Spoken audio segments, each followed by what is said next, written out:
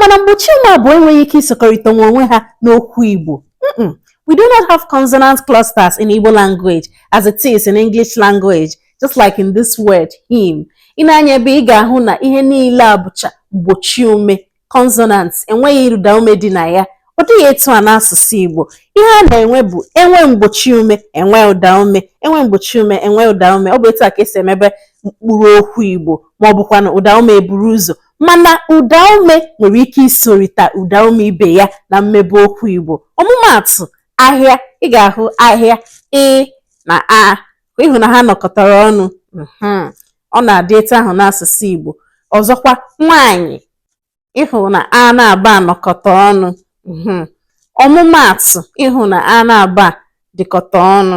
Ma ọ bụkwa na okwu a ụda ume, ịhụ na ụda a na u dịkọta ọnụ. Ya bụ na ụda ume nwere ike isorita ụda ume ibe ya na mmebe okwu Igbo, mana mgbochi ume apụghị ime nke a. Tupu isi m kedụkwanụ maka mkpụrụ okwu dịka nne, mmanụ, mmiri, nneka, Chidimma. Cheta nkọwa m nyere banyere nyiri ụda ume. Agwara m unu na ihu ka nne abụọ na-eso onwe ha. Ị mara na nne nke mbụ na ọnọdụ dịka nyiri ụda ume. Ịhụkwanụ ka nne abụọ nọkọtara onwe ha na mkpụrụ okwu Igbo. Ị mara na nke mbụ na ọnọdụ nyiri ụda ume, nke abụọ bụrụ mgbochi ume. Ya bụ, anaghị ahụ nne nke mbụ dị na nneka dịka mgbochi ume. Mba, ọ nọ ebe ahụ dịka nyiri ụda ume.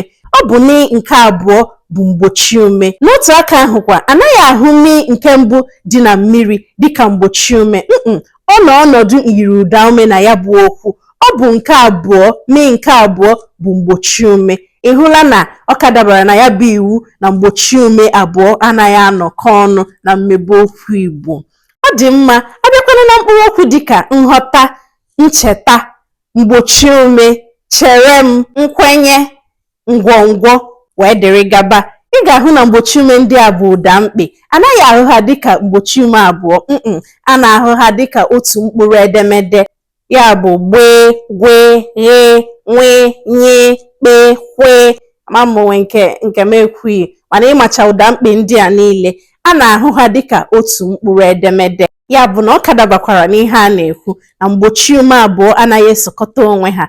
Okwu dịkwa ka nghọta, ịma na ebe ahụ na ọnọdụ nyiri ụda ume, ihe na-esotazi ya n'azụ bụrụ mgbochi ume, otu mgbochi ume. Dịka m kwurula, ọ bụ ụda mkpị, ya a na-ahụ ya dịka otu mgbochi ume. Ị hụla na mgbochi ume abụọ anaghị esorita onwe ha na mmebe okwu Igbo. Anyị enweghị consonant clusters n'asụsụ Igbo. Eji m n'aka na ịmụtala nke a. Ya gazie.